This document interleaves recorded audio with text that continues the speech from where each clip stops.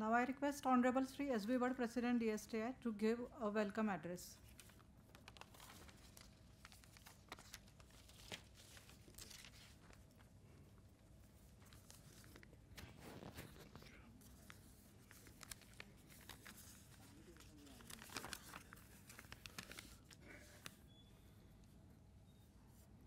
नमस्कार. आदरणीय Padmashri doctor Yadav sir, mister Bokhare, our vice president, Shri Dongre साहेब, माने साहेब, आयर साहेब, एक्झिक्युटिव्ह मॅडम आणि सर्व मित्रांनो, आजचा जो विषय आहे तो हीट अँड मास बॅलन्सवरती आहे. ज्यावेळेस आम्ही हे इन्व्हिटेशन आमचं कार्ड पाठवलं सगळ्यांना, त्यावेळेस आपल्यातला एकदम एक सिनियर आणि ओल्ड एक्सपर्टनी ते कॉमेंट टाकले सगळ्या ग्रुपवरती की हा ओल्ड सब्जेक्ट आहे म्हणून. तर मला असं म्हणायचं की कोणताही इंजिनिअरिंग आणि टेक्नॉलॉजीचा सब्जेक्ट हा ओल्ड होऊ शकत नाही, कारण प्रत्येक सब्जेक्टमध्ये कंटिन्युअस डेव्हलपमेंट चालू असतात आणि कंटिन्युअस रिसर्च चालू असतो. त्यामुळे वरचेवर जे रिझल्ट्स आणि नॉलेज अचीव होतं आहे ते वेळोवेळी ते लोकांच्या पुढं ठेवायला पाहिजे. म्हणून हा विषय कंटिन्युअसली 25 वर्षापूर्वी पण होता, 15 वर्षापूर्वी आत्ताही आहे आणि फ्युचरमध्ये पण असणार आहे. आता उदाहरणार्थ, ज्यावेळेस मी शुगर फॅक्टरीत जॉईन झालो त्यावेळेस शुगर फॅक्टरीचं 50% स्टीम कन्झम्पशन असायचं टोटल फॅक्टरीला, कमीत कमी 50%, म्हणजे अबाव 50%. मग नंतर आपण फर्स्ट बॉडीचं ब्लिडिंग चालू केलं, ते 45 झालं. मग सेकंड चालू केलं, 40वरती आलं. मग थर्डमधनं चालू केलं, मग 35%. मग फोर्थवरती आता 30%च्या आत आपण अचीव केलेलं आहे. म्हणजे असे वरचेवर आता 15-20 वर्षात हे इम्प्रूव्हमेंट्स होतच जाणार आणि त्या लोकांना दिसायला पाहिजेत इम्प्रूव्हमेंट्स. त्यासाठी आपण अशा प्रकारचे सेमिनार करतो.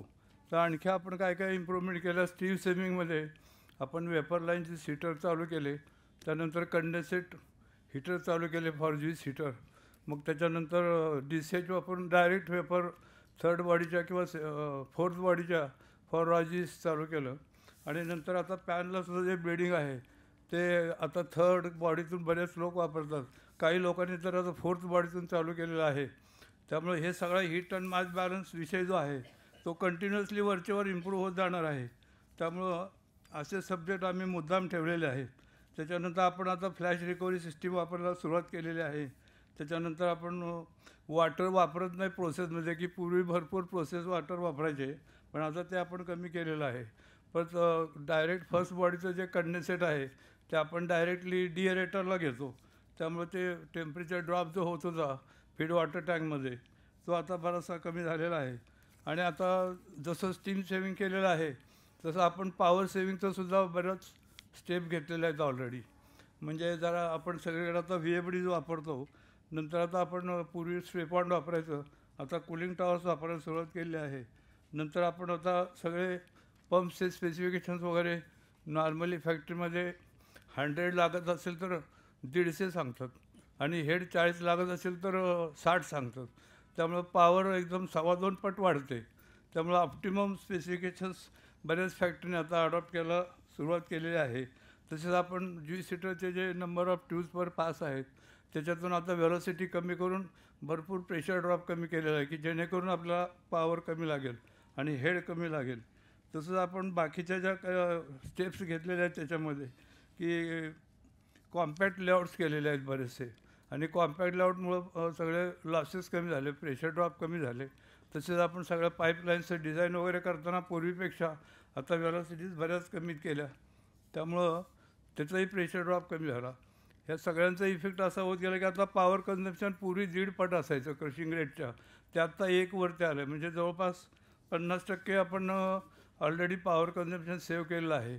आणि आता पॉवर जसं सेव्ह करतो तसं जनरेशन वाढवण्यासाठी जसं आता आपण प्रोसेस स्टीम जेवढं कमी करू तेवढं जास्त स्टीम आपल्याला कंडेन्सरला मिळेल, आणि कंडेन्सरला जास्त स्टीम मिळाल्यामुळं आपोआप पॉवर वाढेल.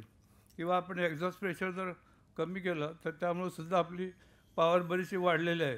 म्हणजे पूर्वी आपल्याला जेमतेम फॅक्टरीला पुरेल एवढी पॉवर असायची, आणि आता आपण जवळजवळ 120-125 युनिटपर्यंत पॉवर एक्सपोर्ट करायला लागलो प्रत्येक टन ऑफ केनच्या मागे, म्हणजे एवढी सुधारणा झालेली आहे. त्यामुळे हा जो HMBD आहे सगळा टर्बाईन आणि बॉयलर वगैरे सगळ्यांचा, तर त्याच्यामध्ये ते नेहमी इम्प्रूव्हमेंट नक्कीच होत राहणार आहे. तर त्याच्यामध्ये परत पुढं आता आपण जे हे आहे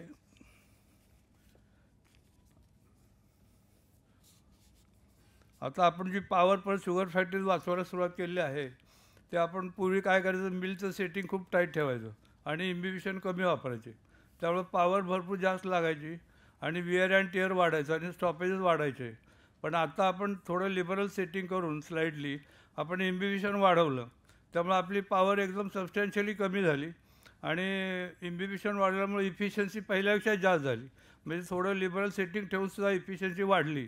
बघास पोला आपला पूर्वी 2.2 वगैरे असायचा, 2.5 असायचा, तो आता सगळ्यांचा 1.8च्या आतमध्ये आहे, बिकॉज ऑफ इम्बिबिशन आणि प्रिपरेशन ओनली. ह्या दोन गोष्टीमध्ये आपण एवढी सुधारणा केल्यामुळं ते आपण अचीव केलं आहे. तर तसंच आता आपण जर क्रशिंग वाढवला रेट, तर आता समजा क्रशिंग रेट जर 50% वाढला तर आपली पॉवर फक्त 7% वाढते, म्हणजे प्रपोर्शनमध्ये वाढत नाही. तर त्यामुळं जेवढं जास्त क्रशिंग होईल तेवढं पर TCH पॉवर कन्झम्पशन पण कमी होतं. तर ह्या सगळ्या गोष्टी अशा हीट अँड मास बॅलन्समध्ये आपोआप आपला डायग्राम सुधारतो आहे. तर आजचा सेमिनार त्यामुळं अशा विषयावर ठेवलेला आहे. आता माझं काही लेक्चर नाही, परंतु शॉर्टमध्ये मी तुम्हाला सांगितलं आहे सगळं. आता आज ह्याच्यावरती बरंचसं स्पेशलाइज लेक्चर्स आहेत. त्याच्यात सिमेन्सचं लेक्चर आहे, त्रिवेणीचं लेक्चर आहे, परंतु आपलं बोर्डे साहेबांचं आहे, आठवले साहेबांचं आहे, आणखी बाकीच्या लोकांचे पण असे फार चांगले लेक्चर्स आहेत. तर त्या सर्वांचा आपण दिवसभर त्याचा उपयोग करून घेऊया. नंतर आता अशा आपल्या सगळ्या आजच्या सेमिनारसाठी आपल्याला ज्या आपले आजचे गेस्ट लाभलेले आहेत ते डॉक्टर पद्मश्री यादव सर, हे फार अत्यंत मोठे स्टॉलवर्ट आहेत. दरवेळेस माझे ज्यावेळेस सेमिनार असतो त्यावेळेस मी कुठला बायोडेटा आला की बरंचसं ते कमी करत असतो, जरा वेळ जायला नको म्हणून.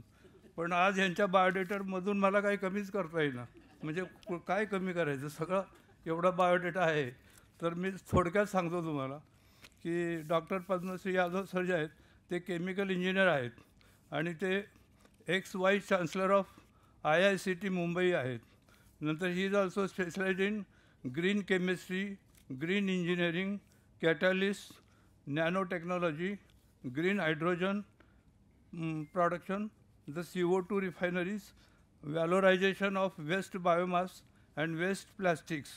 Adjunct professor at University of Saskatchewan, Canada.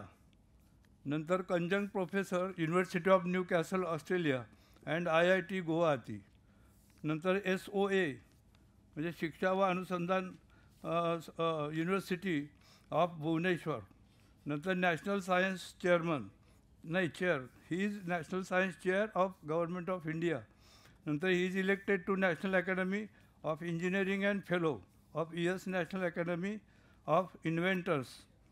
He was declared amongst top 100 scientist in Asia by Asian scientist Singapore. He is on the board of 6 listed companies as a director like Godrej, Aarti Industries, Clean S&T, Megnani Organics, etc.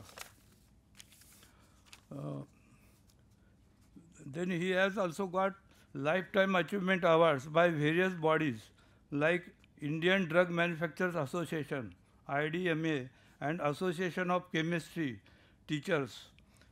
He is president of Indian Chemical Society and Maharashtra Academy of Sciences. He has also got CNR Rao Award for Excellence in Research, Innovation in Chemistry and Material Sciences. As वरील माहितीवरून आपलं असं दिसतं की एवढं eminent person आज आपल्याला chief guest म्हणून मिळालेले आहेत. त्यामुळे आपण सगळे आज भाग्यवान आहोत. तर मी त्यांचं DSTच्या वतीनं हार्दिक स्वागत करतो या सेमिनारसाठी आणि आम्हाला असंच वेळोवेळी मदत करावी अशी विनंती करतो. तसेच आता आपले सगळं तुम्ही जमलेले सगळं डेलिगेट्स त्यांचंही मी सर्वांचं स्वागत करतो आणि आमच्या ऑफिस बेअरर जे आहेत सगळे त्यांचंही मी स्वागत करतो आणि सेमिनारला चालू करूया असं घोषित करतो. थँक्यू.